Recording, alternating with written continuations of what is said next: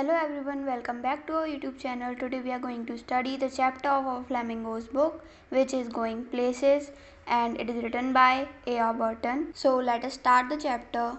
First, theme of the lesson. The story Going Places explores the hopes and desires of young people as well as anguish of broken dreams and unfulfilled promises, along with the teenage fantasizing and hero worship. It deals with the intricacies of human relationships. This story's central theme is hero worship and teenage fantasies. Teenagers often have irrational expectations, especially if their families are struggling. This is due to the fact that a young person's socio-economic background has a significant impact on the job they choose to pursue. If the fantasy is too far-fetched for a person, it might result in misery. We see the main character as building castles in the air, which is a pointless activity. तो जो theme है इस lesson की वो ये है कि जो हम टीनेजर्स होते हैं, एक टीनेज जब लाइफ चल रही होती है बच्चों की, तो वो लोग ना सोचते हैं, मतलब बहुत बड़े बड़े सपने बना लेते हैं. अगर किसी की फाइनेंशियल कंडीशन अच्छी नहीं चल रही है तो उन लोगों के भी अपने अपने सपने बन जाते हैं. वो अपनी एक अलग ही दुनिया क्रिएट कर लेते हैं कि मैं ये करूँगी, ये करूँगा बड़ा होके, और आगे चल के ये सब क्रिएट करना है मेरे को, और ये सब मेरे पास. कुछ लोग मतलब ऐसा भी प्रिटेंड करते हैं जैसे मेरे पास सब है ही, मतलब बट ये चीज़ ना आगे चल के काफ़ी प्रॉब्लम क्रिएट करती हैं. अगर हम अपनी फैंटेसीज जो होती हैं उनमें खो जाते हैं ना, तब ये चीज़ें हमारे लिए, हमारी मेंटल हेल्थ के लिए काफ़ी बड़ा इशू भी बन जाता है. ये introduction. The story revolves around a teenage girl, Sophie, her family and friends. She is a daydreamer who is always lost in her dreams of becoming rich and sophisticated, through in reality she is a worker at biscuit factory. तो जो story है वो ये एक लड़की है, teenager, उसका नाम है सोफ़ी, उसके अराउंड घूमती है और उसके फैमिली और फ्रेंड्स के बारे में इसमें बताया गया है. तो जो लड़की थी ना, वो दिन में सपने देखने वाली लड़की थी और वो हमेशा अपने सपनों में खोई रहती थी, एक ना अमीर बनने के, और ना वो रियलिटी में, बल्कि उसका रियलिटी यही थी कि वो बिस्किट फैक्ट्री में काम करती थी. स्कूल जब उसका छूट जाता उसके बाद वो बिस्किट फैक्ट्री में काम करने चली जाती थी. The story suddenly twist up when Sophie makes a wild imagination of meeting Danny Casey, a famous footballer. तो जो स्टोरी है ये तब पलट जाती है जब जो सोफ़ी है वो एक इमेजिनेशन कर लेती है डैनी केसी से मिलने की, जो इस स्टोरी में एक फुटबॉलर है. She also makes a story in front of her brother that Casey will come to meet her on a fixed day as per a promise he made to her. और वो अपने भाई को भी ये मनगढ़ंत कहानी सुनाने लग जाती है कि अरे अरे पता है भैया, मेरे को डैनी केसी ने बोला कि वो मेरे से मिलने आएगा, इस दिन आएगा, और उसने मेरे से प्रॉमिस किया है. So now start the summary. Sophie and Janzi are two teenagers who are coming back from school. Sophie और Janzi तो दोस्त थे, वो ना स्कूल से वापस आ रहे थे. They both work in a biscuit factory में दोनों ही काम करते थे साथ में. Sophie is lost in her imagination of owning a boutique shop and becoming famous like Mary Quant, a fashion designer.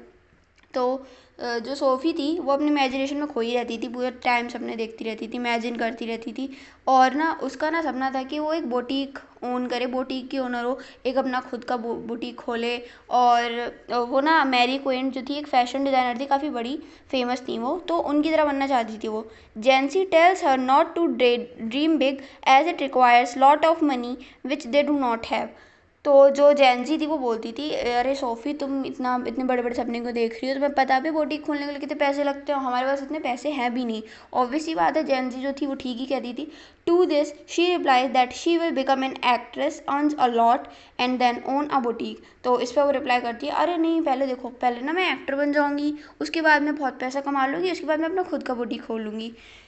Gen Z being a realistic person does not support a thought. और Gen Z उसकी बातों को बिल्कुल ही एकदम हवा में उड़ा देती, कहती तो पागल कुछ भी बोलती रहती है. ऑब्वियसली बात है, उसकी बातें ही ऐसी थी कि एक्टर बनना इतना आसान थोड़ी होता है. On reaching home, Sophie feels choked in that small house which is full of the stove steam and looks untidy because of the dirty dishes. और जब वो घर पहुंचती है सोफ़ी, तब वो ना, मतलब उसको काफ़ी ऐसा लगता है जैसे वो कैद हो गई है, क्योंकि उसके घर में ना, छोटा सा तो उसका बेचारी का घर था, और मतलब जो खाना बनता था ना किचन में, तो ना उसका जो धुआं होता है, धांस वगैरह, वो सब उड़ के ना पूरे घर में फैल जाती थी. तो उसको काफ़ी अजीब सा लगता था, और देखती थी कि बर्तन गंदे पड़े हैं, घर कितना अनटाइडी हो रखा है, गंदा सा हो रखा है.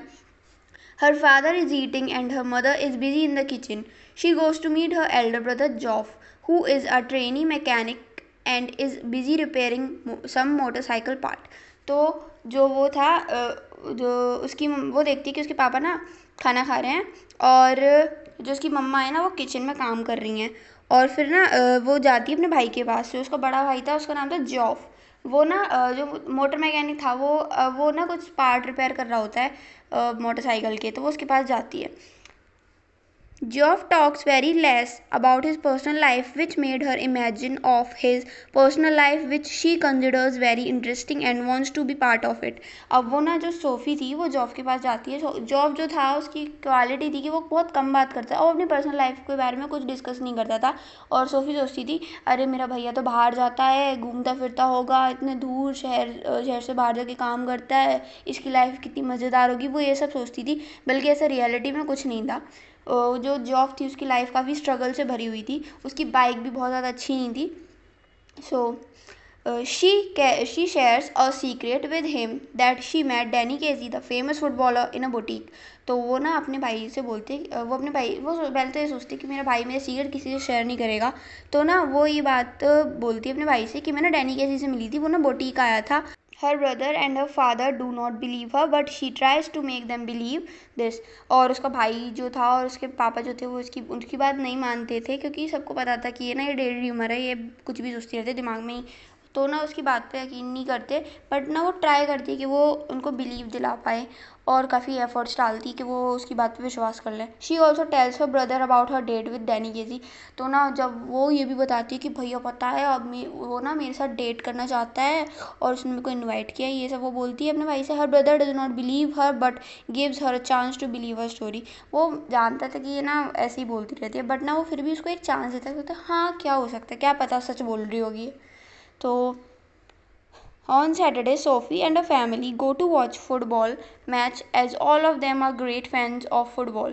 तो उसकी फैमिली और वो सोफ़ी जो होती है वो जाते हैं फुटबॉल मैच देखने। अब ना ये उसी का फुटबॉल मैच था जो डैनी केजी था ना, उसी का फुटबॉल मैच था। और काफ़ी मतलब उसके पापा ना काफ़ी अच्छे फ़ैन भी थे डैनी केजी के।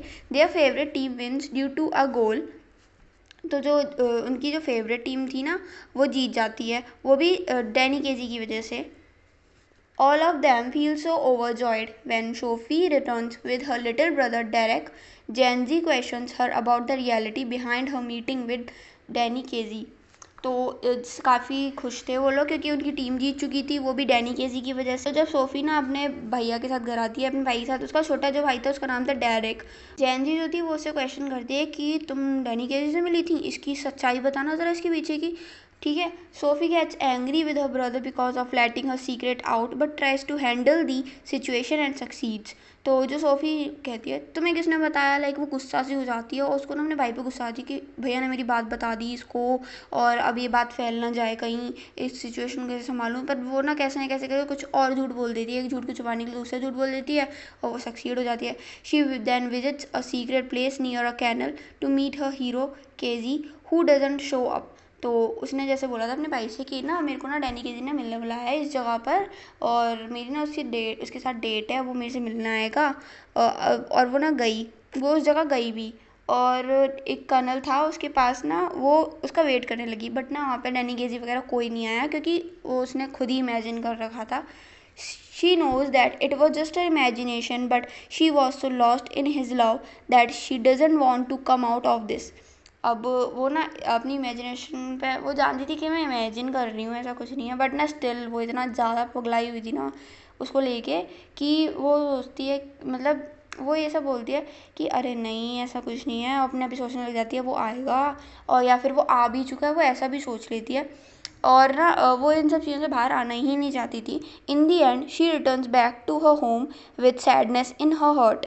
और फिर ना एंड में क्या होता है, वो आता नहीं है रियल में, ऑब्वियस ही बात है, क्यों आएगा, वो एक बड़ा सा सेलिब्रिटी, और वो जो सोफ़ी थी वो एक मिडिल क्लास लड़की, मिडिल क्लास में नहीं थी, बहुत लोअर क्लास थी वो।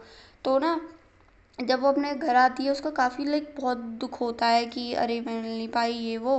But when she comes across the Royce boutique she again finds her self lost in her heroes dream. तो जब वो ना और बुटीक के पास से गुजर रही होती है ना, तब वो वापस से अपने उन सपनों में खो जाती है, फिर वो वापस आ ही नहीं पाती है।